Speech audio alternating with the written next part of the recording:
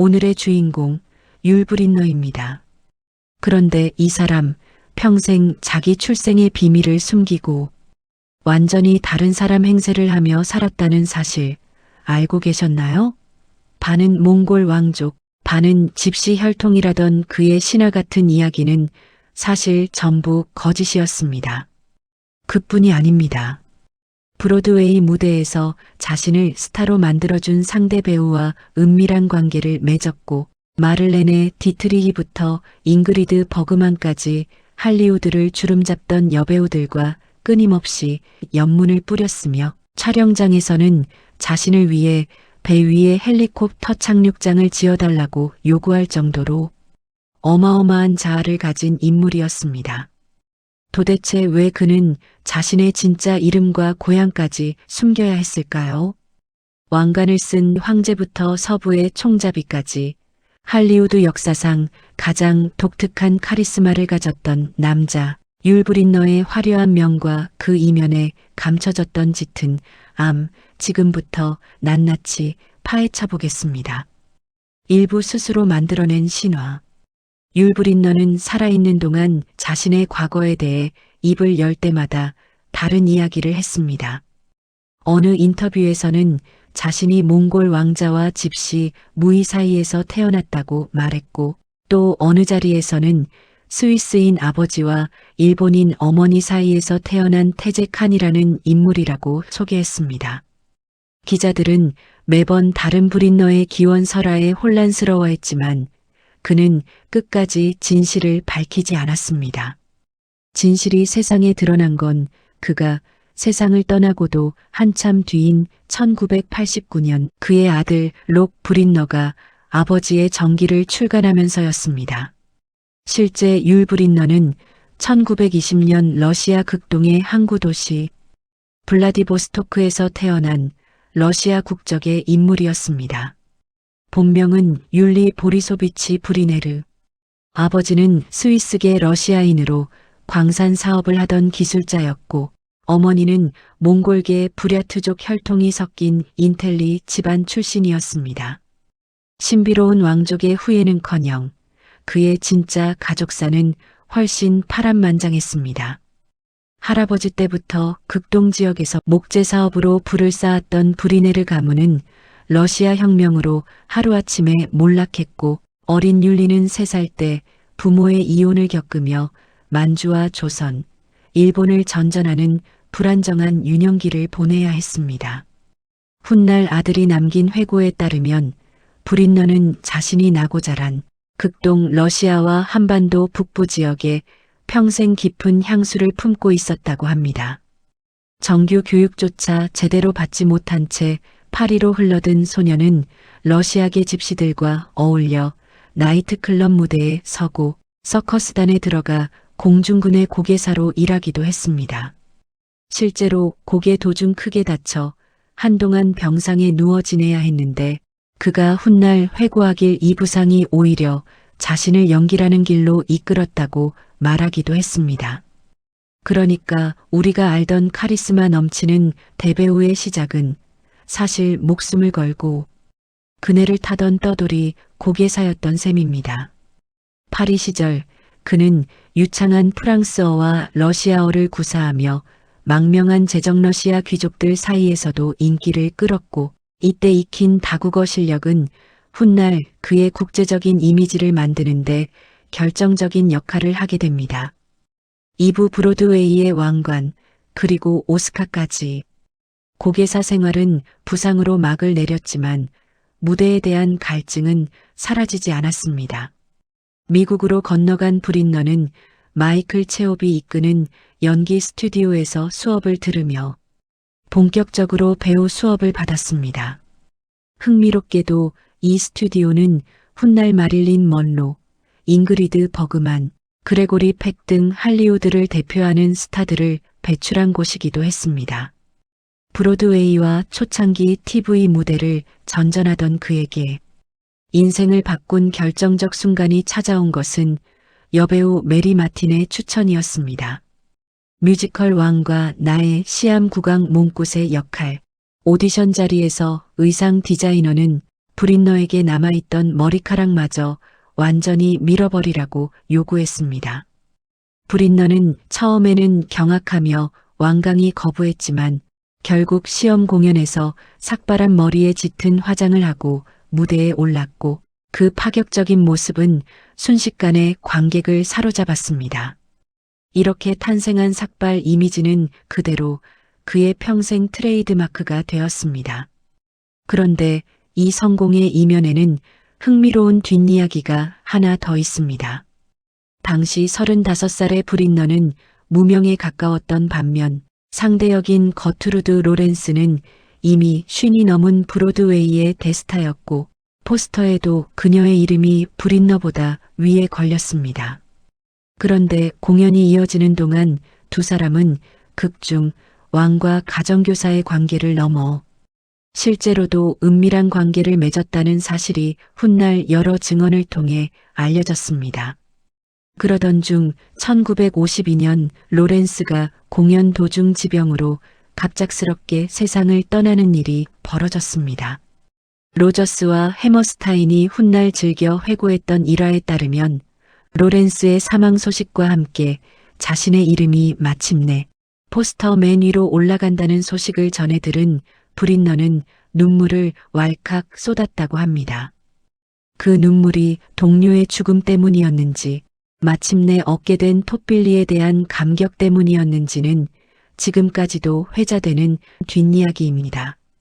이후 그는 무려 4,525회에 달하는 무대에 이 역할로 섰고 1956년 영화판으로 옮겨진 왕과 나에서 데보라카와 함께 서양인 가정교사와 사랑에 빠지는 위엄과 고뇌를 동시에 지닌 군주를 연기하며 그의 아카데미 나무주연상을 수상했습니다. 이 영화는 태국 왕실을 왜곡했다는 이유로 정작 태국에서는 왕실 모독죄로 상영 금지를 당했지만 브린너가 만들어낸 그 압도적인 카리스마만큼은 누구도 부인할 수 없었습니다. 동년에 개봉한 세실비 드밀 감독의 대작 10개에서는 모세와 맞서는 이집트 파라오, 람세스 역을 맡아 성서 속 폭군의 위엄과 인간적인 질투를 동시에 표현해내며 또 한 번 강렬한 인상을 남겼습니다. 왕과 파라오. 동시에 그는 스크린 위의 지배자로 각인된 것입니다.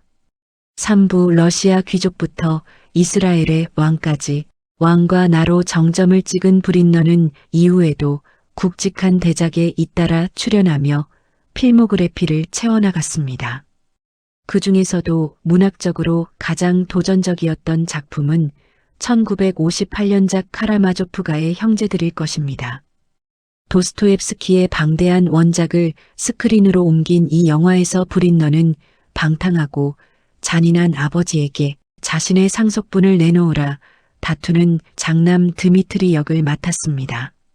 드미트리는 아버지의 젊은 정부 그루셴카에게 마음을 빼앗기며 아버지와 애정의 경쟁자가 되는 인물로 브린너는 특유의 격정적인 카리스마로 이 복잡한 인물의 광기와 순정을 동시에 표현해냈습니다. 참고로 당시 마릴린 먼로가 이 영화의 그루셴카 역할에 자신이 잘 어울릴 것이라며 출연 의사를 밝혔다는 흥미로운 뒷이야기도 전해집니다.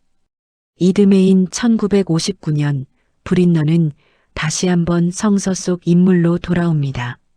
솔로몬과 시바의 여왕에서 이스라엘의 현왕 솔로몬을 연기하며 이복형 아도니아의 반란을 진압하고 자신을 유혹하려 했던 시바의 여왕 지나롤로 브리지다의 마음을 사로잡는 이야기를 그렸는데 사실 이 배역은 원래 브린너의 몫이 아니었습니다.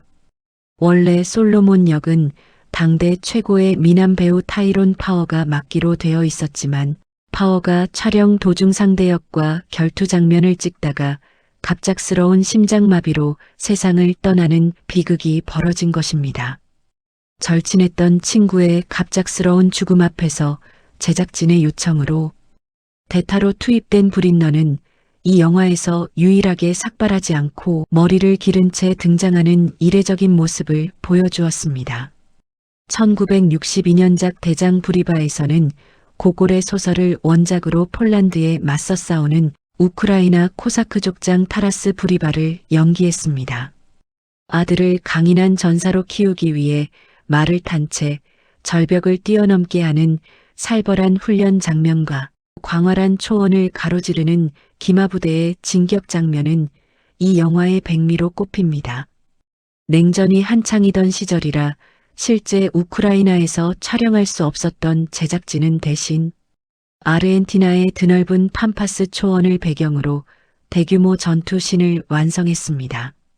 상대역 토니 커티스가 연기한 아들 안드레이가 폴란드 귀족 여인과 사랑에 빠져 조국을 배신하자 브린너가 연기한 브리바가 결국 자신의 손으로 아들을 처단하는 마지막 장면은 지금까지도 고전 영화의 명장면으로 회자됩니다. 그리고 1960년 브린너의 필모그래피에서 결코 빼놓을 수 없는 작품이 등장합니다. 구로사와 아키라 감독의 7인의 사무라이를 서부극으로 각색한 황야의 7인입니다. 브린너는 마을을 지키기 위해 총잡이들을 모으는 리더 크리스 역을 맡았는데 이 영화는 스티브 맥퀸, 찰스 브론슨, 제임스 코번 등 당시 무명에 가까웠던 신인들이 대거 캐스팅되어 이후 하나같이 할리우드 스타로 발돋움한 등용문 같은 작품이기도 합니다. 그런데 촬영장에서는 은근한 신경전이 벌어졌습니다. 당시 이미 대배우였던 브린너와 달리 아직 신인이었던 스티브 맥퀸은 자신의 존재감을 조금이라도 더 부각시키고 싶어 했고 브린너가 화면에 등장할 때마다 슬쩍 모자를 매만지거나 말을 쓰다듬는 등 관객의 시선을 끄는 장기술을 부렸다고 합니다. 맥퀸이 당신 말과 총이 내 것보다 더 눈에 띈다며 노골적으로 불만을 터뜨렸고 브린너가 정색하며 그렇게 자꾸 투덜대면 아예 모자를 벗어버리겠다고 응수하자 그제야 맥퀸이 잠잠해졌다는 일화가 전해집니다. 이때 다져진 두 사람의 신경전은 이후로도 오랫동안 이어졌지만 훗날 맥퀸이 암투병 끝에 세상을 떠나기 직전 브린너에게 직접 전화를 걸어 화해를 청했다는 후일담은 두 배우의 복잡했던 관계를 상징적으로 보여줍니다. 이 밖에도 브린너는 1973년 SF 영화 웨스트월드에서 감정 없는 살인 로봇 총잡이를 연기하며 또 다른 전설을 남겼는데 그 무표정한 얼굴과 기계적인 움직임은 이후 터미네이터를 비롯한 수많은 SF 킬러 로봇 캐릭터의 원형이 되었다는 평가를 받습니다. 잉그리드 버그만과 함께한 아나스타샤에서는 로마노프 왕조의 마지막 공주를 사칭하는 여인을 둘러싼 음모의 중심에선 장군을 연기했고 스파이 영화 더블맨에서는 특수요원과 그와 얼굴을 똑같이 성형한 적국 스파이 1인 역을 동시에 소화하며 심리전의 긴장감을 극대화하기도 했습니다.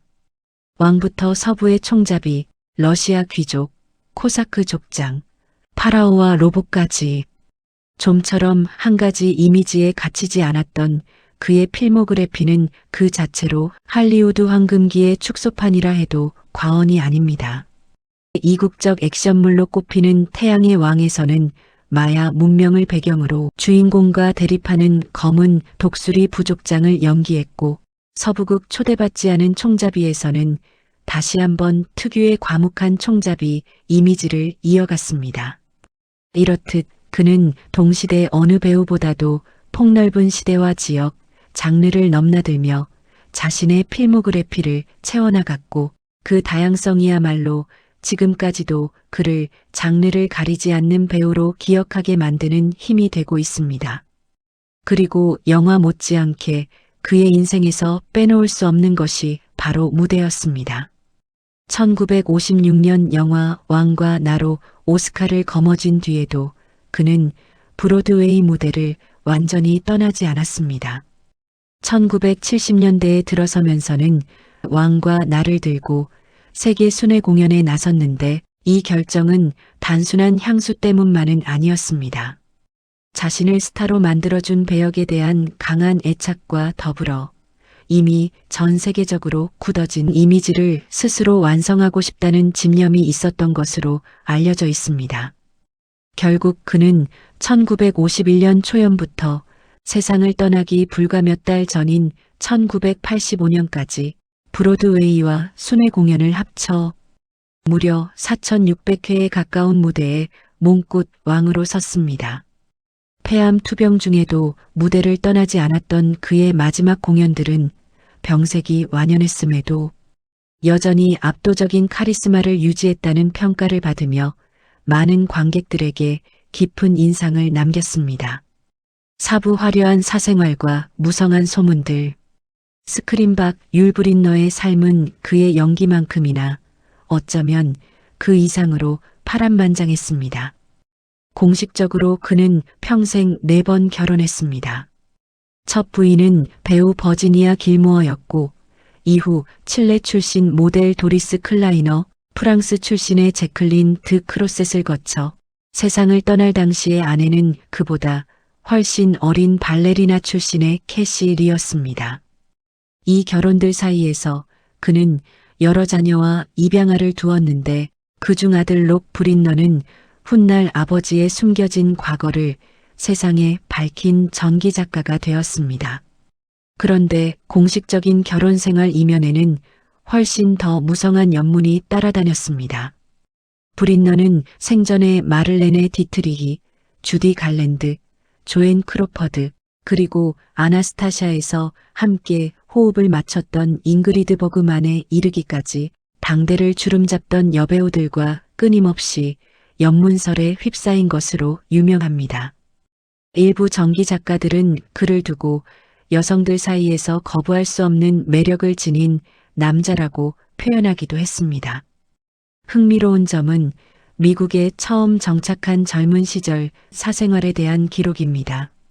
브린너의 사생활은 단순히 여성 편력이 화려했다는 말로는 다 설명되지 않을 만큼 복잡하고 자유분방했다는 것이 여러 기록에 공통된 시각입니다. 사생활만큼이나 화제가 되었던 것은 그의 거대한 자아였습니다. 1965년 말론 브란도와 함께 화물선을 배경으로 한 영화 모리투리를 촬영할 당시 브린너는 계약서의 촬영이 끝나면 매일 헬리콥터로 육지까지 데려다 줄 수 있도록 배 위에 전용 착륙장을 설치해달라는 조건을 내걸었고 실제로 그 요구가 관철되었다고 전해집니다. 브로드웨이에서 왕과 나 무대에 설 때는 자신의 자동차를 통째로 실을 수 있을 만큼 커다란 전용 승강기를 극장에 설치하게 했다는 이야기도 유명합니다. 훗날 배우 프랭크 랭겔라는 자신의 회고록에서 브린너를 두고 그렇게까지 자기 자신에 대해 끊임없이 이야기하는 배우는 본 적이 없다며 그는 항상 전신 거울에서 그리 멀지 않은 곳에 있었다고 회고하기도 했습니다. 그런가 하면 그는 사진 취미에도 조예가 깊어 아내와 자녀들 그리고 절친했던 동료 배우들의 사적인 순간을 렌즈에 담아 남기기도 했는데 이는 그가 대외적으로 보여준 거침없는 자아와는 또 다른 섬세한 면모를 짐작하게 하는 대목입니다. 자녀 문제에서도 그는 결코 순탄치 않은 삶을 살았습니다. 여러 번의 결혼을 거치며 얻은 자녀들과 입양한 자녀들 사이에서 브린너는 아버지로서 복잡한 관계를 이어갔고 특히 말년에는 유산과 재산을 둘러싼 가족 간의 갈등설이 언론에 오르내리기도 했습니다. 평생 화려한 스포트라이트 속에 살았던 그였지만 정작 가정 안에서는 여느 유명인들과 마찬가지로 복잡하고 때로는 씁쓸한 인간관계를 감내해야 했던 셈입니다. 오부 어두운 그림자, 골초, 그리고 폐암. 화려한 스타의 삶 뒤에는 짙은 그림자도 드리워져 있었습니다. 브린너는 대단한 골초였습니다. 하루에 담배를 계속 피워댔고 주변 사람들이 경악하며 말릴 정도였다고 전해집니다. 그러나 그는 아랑곳하지 않고 흡연을 계속했고 결국 말년에는 폐암 진단을 받게 됩니다. 자신이 평생 세계를 매료시켰던 그 저음의 목소리를 앗아갈 병이었던 셈입니다. 죽음을 앞둔 브린너가 보여준 태도는 역설적으로 그의 가장 인간적인 면모였습니다. 그는 남은 시간을 원망이나 은둔으로 보내는 대신 카메라 앞에 다시 서서 자신의 마지막 모습을 세상에 공개하며 금연 캠페인에 앞장섰습니다. 저는 이제 떠나지만 여러분은 담배만은 피우지 마십시오. 이 유언과도 같은 광고는 그가 세상을 떠난 뒤에도 오랫동안 미국 전역에서 방영되며 수많은 사람들의 금연을 이끌어냈습니다. 화려한 신화 뒤에 숨어 진짜 자신을 드러내지 않았던 배우가 정작 마지막 순간에는 가장 솔직한 얼굴로 세상과 마주한 것입니다. 6부 그가 남긴 것 1985년 10월 10일 율 브린너는 65세의 나이로 세상을 떠났습니다. 그가 태어난 블라디보스토크의 생가는 지금도 항구 도시 한편에 남아 러시아인이었던 그의 할아버지가 일으켜 세운 가문의 흔적을 간직하고 있습니다. 평생 자신의 진짜 뿌리를 감추고 신비로운 이방인의 이미지로 살았던 남자. 화려한 여성 편력과 끝을 모르는 자존심으로 무수한 뒷이야기를 남겼던 남자. 하지만 아이러니하게도 그가 스크린에 남긴 것은 그 어떤 거짓 신화나 소문보다 진하고 확실한 유산이었습니다. 삭발한 머리로 왕의 위엄을 표현한 최초의 스타, 도스토옙스키의 문학을 스크린으로 옮기고 성서 속 왕과 파라오를 오갔던 배우, 또한 로봇킬러라는 새로운 캐릭터의 원형을 만든 개척자, 그리고 죽음 앞에서도 세상의 마지막 메시지를 남긴 인간 율 브린너. 화려한 명성과 짙은 그림자를 모두 끌어안았던 그의 삶은 지금 다시 봐도 한 편의 영화 같지 않나요? 여러분은 율 브린너의 어떤 작품이 가장 기억에 남으시나요? 댓글로 함께 이야기 나눠주세요. 다음 영상에서 또 다른 전설적인 배우로 찾아뵙겠습니다. 시청해주셔서 감사합니다.